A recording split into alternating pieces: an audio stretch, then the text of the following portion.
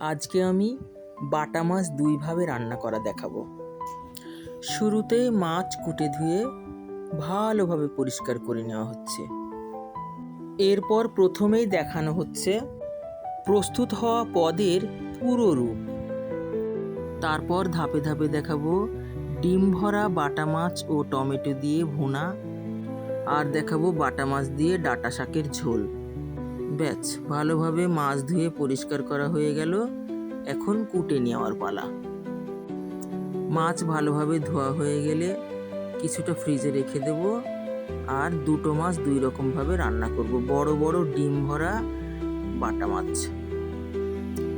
এখন দেখাবো দুই পদের মাছ রান্নার সম্পূর্ণ প্রস্তুত রূপ।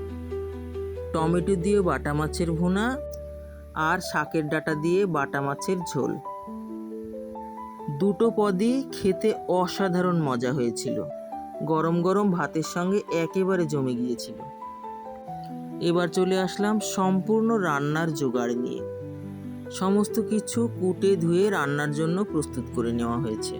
প্রথমে দেখানো হবে ডিম ভরা বাটা মাছ টমেটো দিয়ে ভুনা। মাছগুলোতে লবণ হলুদ মাখিয়ে 10 মিনিট রেখে দেওয়া হয়েছিল। এখন রান্নার জন্য চলে আসলাম চুলার কাছে। মাছ ভাজার জন্য কড়াইয়ে তেল দেওয়ার আগে সামান্য একটু লবণ দিয়ে লবণটা ভালোভাবে নেড়ে চেড়ে কড়াইটাকে গরম করে নিলাম। এটা একটা ছোট্ট টিপস, এতে করে কড়াইয়ে মাছ আর লেগে যাবে না। ও আরও একটা টিপস দেওয়ার আছে, গরম তেলের উপর সামান্য একটু হলুদও ছিটিয়ে নিতে হবে, তাহলে মাছ ভাজতে যেয়ে তেল ছিটকাবে না। ডিম ভরা বাটা মাছগুলো ভাজা হয়ে গেছে। এখন ওই একই তেলের উপর দিয়ে নিলাম টমেটো কুচি। টমেটো কুচি দিয়ে ভালোভাবে নেড়েচেড়ে ভাজার পরে দিয়ে নিলাম মশলা, হলুদ, ধনিয়া, জিরা ও শুকনো মরিচের গুঁড়ো। এখন দিয়ে নেব সামান্য একটু পানি, যেন মশলাটা পুড়ে না যায়। এবার দিয়ে নিলাম লবণ ও সামান্য চিনি, স্বাদের ব্যালেন্সের জন্য। এবার মশলাটা ভালোভাবে নেড়ে চেড়ে তেল না ছাড়া পর্যন্ত কষিয়ে নিচ্ছি। এখন মশলাটা ভালোভাবে কষানো হয়ে গিয়েছে। এই সময়তে দিয়ে নেব ঝোলের জন্য পানি। ঝোল ফুটে ওঠার পর একে একে সমস্ত মাছগুলো ঝোলের উপর দিয়ে দিলাম। মশলা কষানোর সময় আদা রসুন ও কাঁচামরিচ বাটা দিয়েছিলাম, এটা বলতে ভুলে গিয়েছিলাম। টমেটো দিয়ে আবারও ঢেকে দিলাম। আবারও কিছুক্ষণ রান্না হতে থাকলো।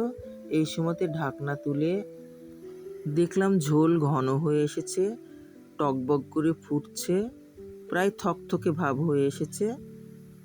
তখনই বুঝে নিলাম রান্না কমপ্লিট। রান্না কমপ্লিট। নামিয়ে নেওয়ার আগে দিয়ে নিলাম 4-5টা কাঁচামরিচ, দিয়ে আবারও ঢেকে দিলাম। টমেটো দিয়ে বাটা মাছের ঝোল পরিবেশনের জন্য প্রস্তুত। ও ডিম ভরা বাটা মাছ কিন্তু।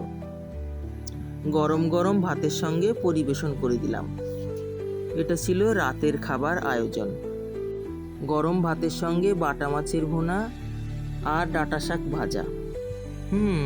বাঙালিয়ানার রান্নাঘর রাতের খাবারটা পুরোই জমে গেল। প্রথমে দিয়ে নিলাম ছোট মেয়ের খাবার, তারপর দিলাম মেয়ের বাবাকে। আমার এই বাঙালিয়ানা রান্নাঘরে রান্না যদি এতটুকু ভালো লেগে থাকে, তাহলে আমার চ্যানেলটি সাবস্ক্রাইব করে দিও বন্ধুরা। লাইক, কমেন্ট ও শেয়ার করে দিও।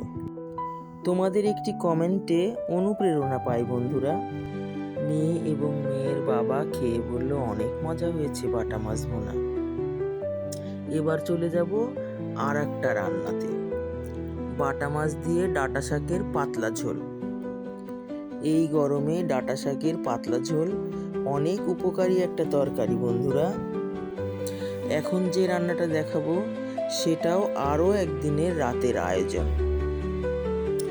এবারে প্রথমেই চলে যাব চুলার কাছে। মাছে তো হলুদ লবণ লাগিয়ে প্রস্তুত করা আছেই, শুরুতেই দেখানো হয়েছে। চলে এলাম চুলার পাড়ে। কড়াইয়ে তেল গরম হলে দিয়ে নেব সামান্য একটু লবণ ও হলুদের গুঁড়ো। একটু নাড়াচাড়া করে একে একে মাছগুলো তেলের উপর দিয়ে দেব। ব্যাস, মাছ ভাজা কমপ্লিট। এখন ওই একই তেলে দিয়ে নেব ধনিয়া, জিরা, হলুদ ও মরিচের গুঁড়া।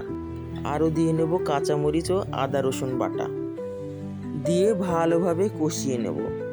মশলা যেন পুড়ে না যায় এই জন্য সামান্য একটু পানি দিয়ে দিলাম।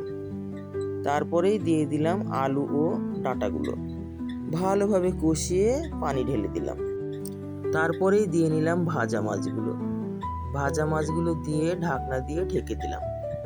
ব্যাস, ফুটে উঠলেই মাছ রান্না কমপ্লিট।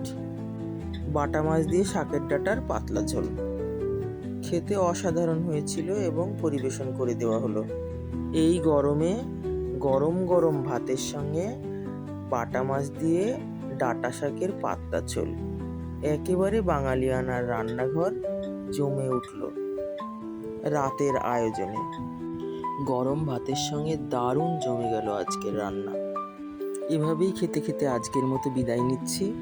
রান্নাটা খুব শিগগিরই ইউটিউব চ্যানেল ও পেজে চলে আসবে। আশা করি আপনাদের ভালো লেগেছে। ভিডিওটা শেষ পর্যন্ত দেখার জন্য অনেক ধন্যবাদ। আবার নতুন কিছু নিয়ে হাজির হব। সবাই ভালো থাকবেন। শুভরাত্রি। সকল বন্ধুদের রাত্রি ভালো কাটুক এই কামনা নিয়ে শেষ করছি। আল্লাহ হাফেজ। এবার বিদায়। রেসিপি মজা।